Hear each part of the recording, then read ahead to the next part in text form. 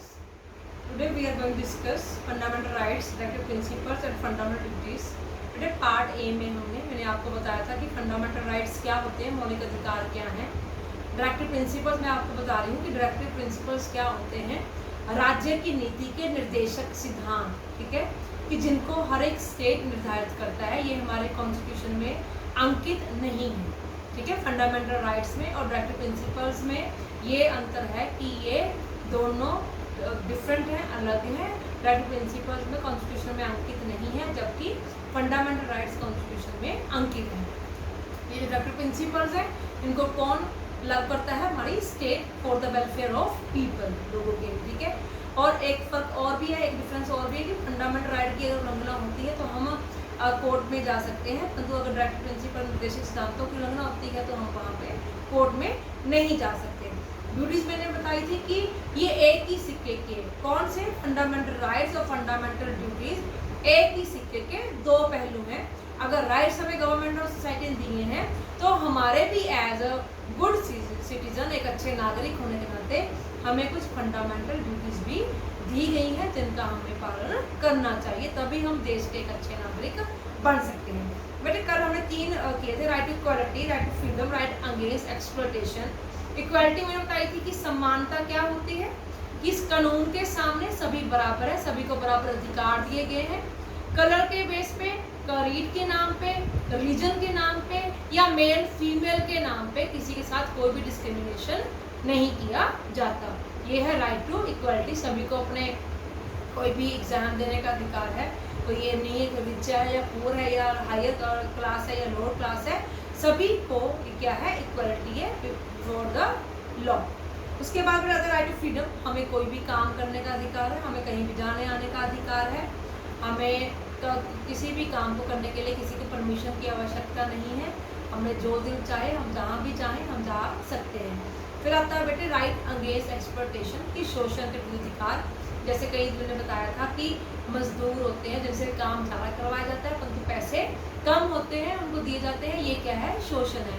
जैसे child labour है कि 14 साल से कम बच्चों से काम करवाना, ये क्या है बेटे? एक्सप्लॉयटेशन है। किसका? बच्चों का, ये शोषण। इसलिए हमारे कॉन्स्टिट्यूशन ने, हमारे संविधान ने हमें एक सुविधा दी है राइट अगेंस्ट एक्सप्लॉयटेशन की, कि हम शोषण के विरुद्ध भी अधिकार अपना, अगर हमारा शोषण होता है तो हम उसके खिलाफ भी आवाज उठा सकते हैं। उसके बाद आता है बेटे राइट टू रिलीजन।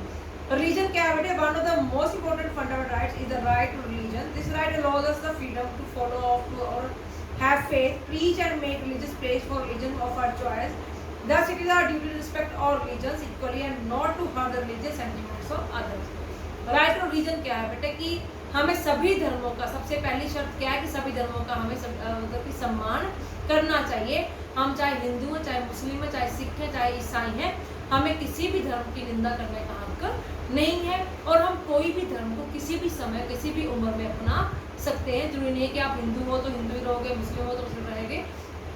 आपकी अपनी इच्छा है, आपकी अपनी विल है, आपकी अपनी राइट है कि आप किसी भी धर्म को अपना सकते हैं, परंतु ये भी कंडीशन है कि हमें सबसे पहले सभी धर्मों का आदर करना सीखना होगा। उसके बाद आते हैं बेटे cultural and educational rights. This right is made to protect independence of any language और कल्चर। किसी भी भाषा के लिए, किसी भी कल्चर का हमें क्या है? ये प्रोटेक्ट करती है। इंडिपेंडेंस हमें आज़ादी है कि हम किसी भी लैंग्वेज में या किसी भी स्कूल में एडमिशन ले सकते हैं। तुम्हारे साथ क्रीड के नाम पर, जाति के नाम पर या कास्ट के नाम पर, धर्म के नाम मतलब रिलीजन के नाम पर या मेल फीमेल के नाम पर कोई डिस्क्रिमिनेशन नहीं किया जाता। Thus it is also our duty to respect this law and do not discriminate in any manner. और ये हमारी ड्यूटी है कि हम लॉ की, हम कानून की रिस्पेक्ट करें और हम किसी के साथ कोई भी डिस्क्रिमिनेशन मतलब कि भेदभाव ना करें। We should respect all languages, cultures and religions. हमें सभी धर्मों का, सारी भाषाओं का, सारे कल्चर का, रीति रिवाजों का हमें पारंपरिक तौर पर मान सम्मान करना चाहिए। Government should also discontinue in giving grants to such educational institution. और हमारी जो गवर्नमेंट है, हमारी जो सरकार है, वो भी ये परमिशन हमें नहीं देती है कि हम किसी भी धर्म का या हम किसी भी लैंग्वेज का या कल्चर का अपमान करें। उसके बाद आता है बेटे राइट टू कॉन्स्टिट्यूशनल रेमेडीज। मैंने बताया था कि ये संवैधानिक उपचारों का अधिकार क्या है। Fundamental rights remind us of our duties. जो फंडामेंटल राइट्स है ये हमें क्या याद दिलाते हैं, हमारे ड्यूटीज के बारे में। In this fundamental right it is mentioned that we can not deprive any citizen of his rights, कि हम किसी भी सिटीजन को, किसी भी नागरिक को उसके अधिकारों से वंचित नहीं कर सकते। If in case they are deprived of any of those rights the citizen of the country are free to close the judiciary. अगर हमारे देश में अगर कोई भी हमारे सिटीजन के राइट्स को हानि पहुंचाता है तो वो अपनी जो अपील है वो कोर्ट में कर सकते हैं और या पनिशेबल है। उसके बाद आता है बेटे right to education. Right to education हमारे पहले अंकित नहीं था, ये दिसंबर 2002 में अंकित किया गया था। हमारे 6 फंडामेंटल राइट्स हैं। First of all on 18 March 1910 mister Gopal Krishna Gokhale had presented a resolution before the Imperial Legislative Assembly to offer the free and compulsory education in India, but this resolution could not pass. सबसे पहले बेटे क्या हुआ कि 18 मार्च 1910 को गोपाल कृष्ण गोखले ने एक लेजिस्लेटिव असेंबली के सामने एक ऑफर पेश किया कि कंपल्सरी फ्री एजुकेशन इंडिया में दी जाए, परंतु ये रेजोल्यूशन जो था वो उस समय पास नहीं हो सका था। But India got freedom. A discussion was held on this issue in the Constitutional Assembly. After discussion on Article 45, which comes under the chapter of Directive Principle of State Policy, states were directed to provide free and compulsory education to the children up to 14 years of age within 10 years. तो ये जब discussion हुई तब article 45 जो कहाँ था बेटे directive principle of state policy में, तो ये स्टेट्स को, ये राज्यों को घोषित किया गया, डायरेक्ट किया गया कि वो 14 साल से कम उम्र के बच्चों को, ठीक है, 10 और 14 साल के पिछले के बच्चों को एजुकेशन फ्री और कंपल्सरी करेंगे। On December 2002 our parliament pass 86th amendment. तो 2002 में, दिसंबर 2002 में हमारी संसद ने, हमारे पार्लियामेंट ने एक 86वीं सोच दी। And article 21A has been entered in the chapter of fundamental rights. Now every child has got the right to get free and compulsory education between the age group of 6 to 14। अब article 21A में fundamental rights का chapter enter किया गया। अब क्या है कि हर एक बच्चे को, हर एक चाइल्ड को राइट है किसका, फ्री और कंपल्सरी एजुकेशन का। एज ग्रुप कौन से, 6 to 14। To implement the right to education an act was pass in 2009 by our parliament to provide free and compulsory education for all children between the age group 6 to 14। ठीक है, तो इसको education के जो right था इसको पास करने के लिए, इसको इम्प्लीमेंट करने के लिए 2009 में राइट टू एजुकेशन का जो एक्ट वो पास किया गया। हमारी पार्लियामेंट संसद ने फ्री और कंपल्सरी एजुकेशन की फॉर ऑल चिल्ड्रन के लिए, जिनकी उम्र 6 से लेकर 14 साल तक की है। Example of equality, rights are equal for all. Rights क्या हैं, सभी के लिए बराबर हैं। From centuries our society has been discriminating people on the basis of colour, race and religion.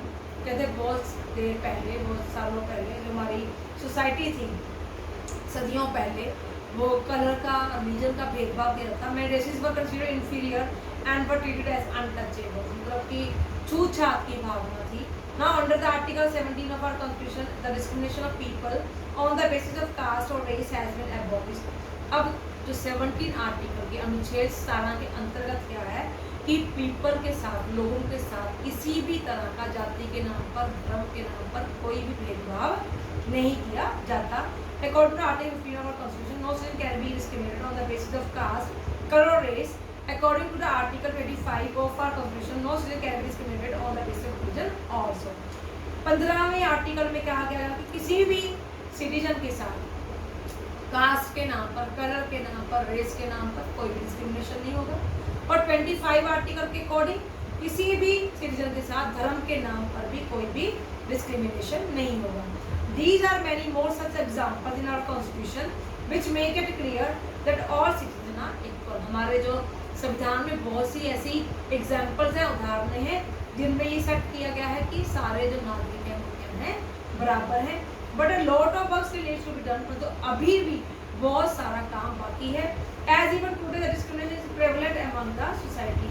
अभी भी कहते हैं जो भेदभाव की स्थिति है वो आज भी हमारे समाज में है। There is need to eradicate any discrimination based on caste, religion, sex or creed. This should not be there. We need to educate every citizen about his fundamental rights. कहते हैं हमें बहुत ज़रूरत है अभी भी हमारे देश में जो ये भेदभाव इनकी अभी भी कहीं कहीं समाज में है, तो ये बिल्कुल भी जड़ से हमें ख़त्म करनी चाहिए।